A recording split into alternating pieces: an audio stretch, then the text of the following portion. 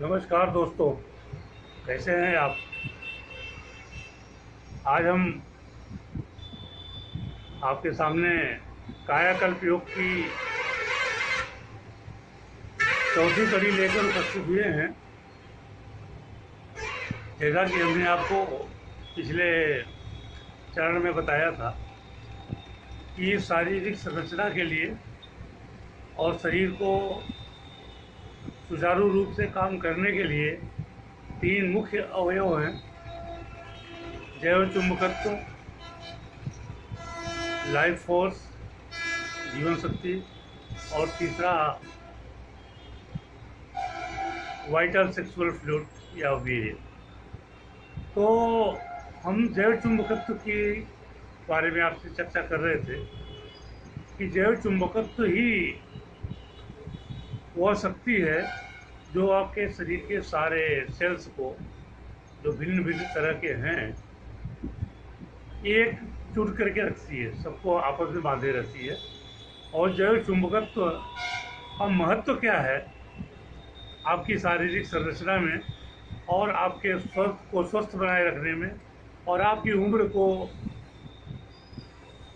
लंबी हो या बड़ी हो इसका निर्धारण करने में जैव चुंबकत्व का क्या महत्व है, इस पर हम आज आपसे चर्चा करेंगे। तो जैसा हमने आपको बताया था कि जैव चुंबकत्व शक्ति का लगभग 75% भाग आपकी मेटाबॉलिज्म या जो क्रियान्वयन होता है शरीर का, उसमें खर्च हो जाता है, और सिर्फ 25% भाग आपके मस्तिष्क को सुचारू रूप से चालू रखने में खर्च होता है। अब इस 75% भाग को आपके शरीर में जो खर्च होता है उसको इस तरह से बांट सकते हैं। मुख्य है आपकी पाचन क्रिया। तो पाचन क्रिया में अनावश्यक पदार्थों का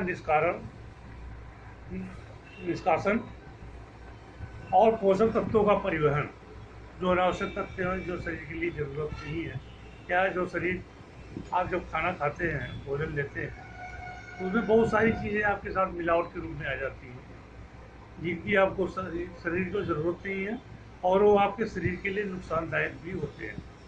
तो ऐसे तत्वों का निष्कासन करती है जैव चुंबकत्व पाचन क्रिया के द्वारा के समय, और जो पोषक तत्व हैं आपके शरीर के लिए जिनकी ज़रूरत है उनको आपके शरीर में रोक के रखती है। और इसको आपको हमने बताया था कि इस पाचन शक्ति में जो आपके शरीर में बहुत सारे परिवर्तन होते हैं, जैसे भोजन से रस बनता है, रस से रक्त बनता है, रक्त से मांस बनती है, मांस से फिर वसा बनती है, वसा से अस्थि बनती है, अस्थि से मज्जा बनती है, और मज्जा से फिर वीर्य में परिवर्तित हो जाता है। तो इस निरंतर जो क्रियाकलाप चलता रहता है, ये कायांतर प्रक्रिया या मेटाबॉलिज्म होती है, और इस मेटाबॉलिज्म को सुचारू रूप से चलाने के लिए जैव चुंबकत्व या बायोमैग्नेटिज्म की बहुत ज़रूरत होती है। जब तक बायोमैग्नेटिज्म प्रबल नहीं है, सक्षम नहीं है, तो ये सारी क्रियाएं जो हमने ऊपर बताई आपको, ये सुचारू रूप से चल नहीं सकती हैं। इसलिए अगर आपके शरीर को, पाचन क्रिया को सुचारू रूप से चलाना है, तो जैव चुंबकत्व का मजबूत होना जरूरी है। पहला जो महत्वपूर्ण अंग जैव चुंबकत्व का था वो ये था। दूसरा, जो जैव चुंबकत्व का 25% भाग है वो मस्तिष्क की कोशिकाओं द्वारा इस्तेमाल किया जाता है, और मस्तिष्क की कोशिकाएं जैव चुंबकत्व के द्वारा इस 25% भाग को कैसे इस्तेमाल करती हैं, हम बताते हैं आपको। इस 25% भाग का इस्तेमाल आपके अनुभव करने, समझने, तुलना करने, परिकलन या कैलकुलेशन करने, धारणा में लाने, खुशी या गम को परिलक्षित करने आदि क्रियाओं में होता है। तो यदि आपकी जैव चुंबकत्व शक्ति शिथिल पड़ जाती है तो आप इनमें से एक भी क्रिया का क्रियान्वयन ठीक से नहीं कर पाएंगे और आपका मस्तिष्क पूरी तरह से विकसित नहीं हो पाएगा और पूरी तरह से काम भी नहीं कर पाएगा। यदि किसी कारणवश जैव चुंबकत्व की प्रबलता कम हो जाती है और मन को पर्याप्त मात्रा में जैव चुंबकत्व शक्ति उपलब्ध नहीं हो पाती तो आपकी सतर्कता व जागरूकता में कमी हो जाती है। आपकी पलकें बोझिल होने लगती हैं, नींद आने लगती है।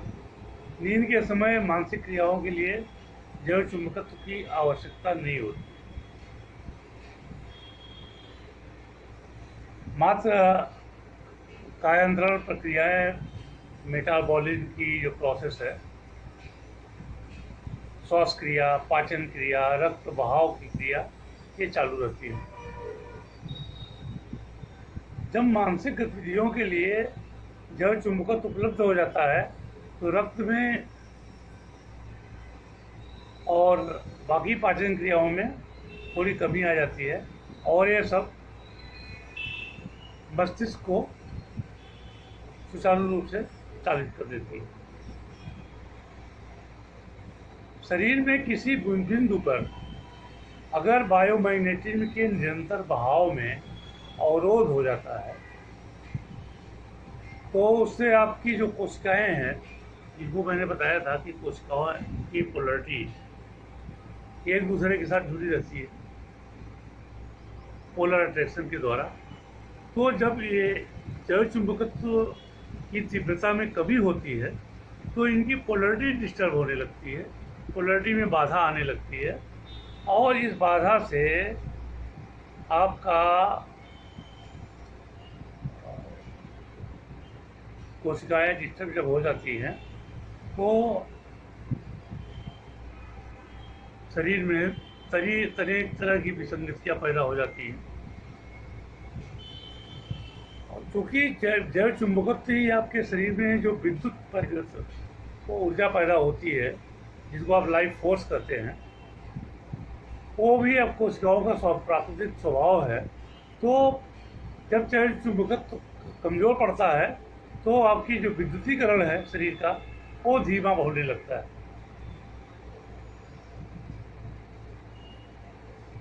और आपकी कोशिकाएं नष्ट होने लगती हैं।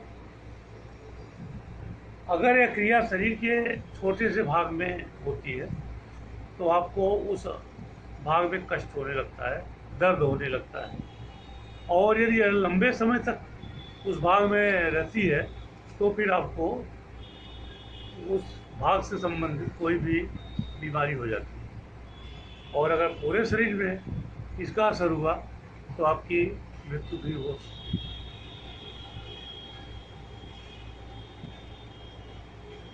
जैसा कि विदित है कि भौतिक शरीर में कोशिकाएं जैव चुंबकत्व के द्वारा आपस में बंधी हुई हैं और जैव चुंबकत्व में छीड़ता आने से कोशिकाएं आपस में ठीक से नहीं रह पाती, बन नहीं पाती ठीक से, तो आपको थकान का अनुभव होने लगता है, खड़े रह पाने की शक्ति नहीं रहती, लेटने की इच्छा होने लगती है। तो जैव चुंबकत्व में निरंतरता बना रहना जरूरी है। इसमें छीड़ता आने से एक ऐसी अवस्था आ जाती है जब ये कोशिकाएं आपस में बंधी रह नहीं पाती, परिणाम स्वरूप इनका विघटन होने लगता है और यह विघटन आपकी उम्र की कमी और आपकी मृत्यु दोनों के लिए मुख्य कारण है। तो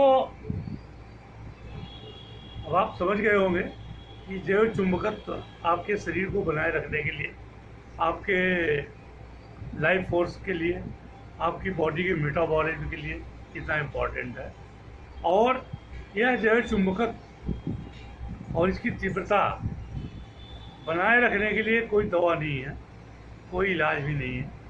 इसका एकमात्र उपाय है कायाकल्प योग। कायाकल्प योग में आपकी जो इंद्रियां हैं उनकी आप ट्यूनिंग करते हैं। वो हम आपको जब प्रैक्टिकल सेशन करेंगे तब बताएंगे उसकी ट्यूनिंग कैसे होती है। ओजस ब्रीदिंग द्वारा और नर्वस सिस्टम के ट्यूनिंग के द्वारा कायाकल्प किया जाता है। समय तो 5 से 7 मिनट लगता है, बहुत कठिन एक्सरसाइज भी नहीं है, परंतु उसकी महत्ता और उसके करने की प्रक्रिया जानने के लिए ये तमाम बातें जो हम आपको बता रहे हैं ये जानना ज़रूरी है। इसलिए हमने आपको बताया जैव चुंबकत्व के बारे में कि इसकी इम्पोर्टेंस क्या है और यह क्या है। आज के लिए बस इतना ही। अगले भाग में हम आपको प्राणाधार काम द्रव या वाइटल सेक्सुअल फ्लूइड, जिसको आप वीर्य कहते हैं, उसकी संरचना, उसका संरक्षण और उसका प्रभाव आपकी शारीरिक क्रिया और आपकी उम्र पर क्या पड़ता है उसके बारे में बात करेंगे। आप से अनुरोध है कि आप हमारे इस चैनल चेतना फाउंडेशन को सब्सक्राइब करें ताकि हमारे जितने भी उपयोगी पोस्ट है आपको निरंतर मिलती रहे, सारे चरणों का आपको लाभ मिल सके। और यह वीडियो यदि आपको फ़ायदेमंद लग रहा है तो आप इसको लाइक और शेयर करना न भूलें। धन्यवाद।